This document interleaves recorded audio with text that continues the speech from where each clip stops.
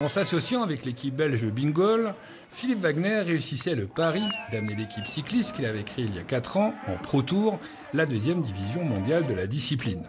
Sauf que le bilan de cette saison n'est pas bon et le chef d'entreprise auxonnois déchante de ce mariage avec la formation belge. C'est vrai qu'il y a eu 2 années en National 1, une année en Continental, et donc là on passait en 2e division mondiale. C'était au départ une fusion. Et je pense que dans ce chemin d'une fusion, ça a été plutôt une absorption.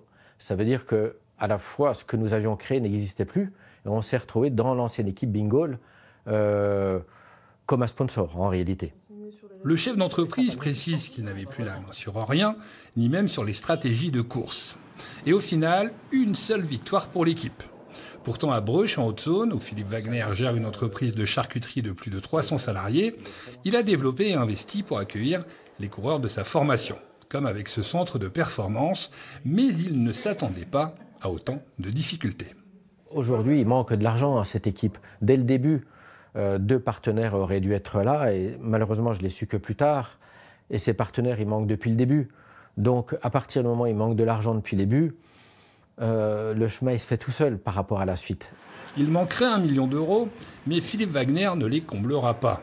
Et pas de visibilité sur de nouveaux partenaires, donc se pose la question de l'après, qui pourrait s'envisager sans la formation belge.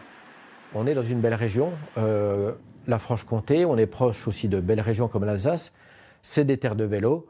J'ai toujours ce vœu en me disant mais c'est pas possible, on devrait être capable de créer une belle identité avec une équipe professionnelle, régionale.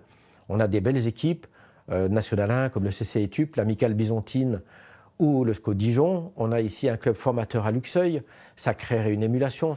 Un dossier qui est loin d'être terminé. Une chose est sûre, en Pro Tour ou ailleurs, l'équipe Wagner-Bazin continuera à faire parler d'elle.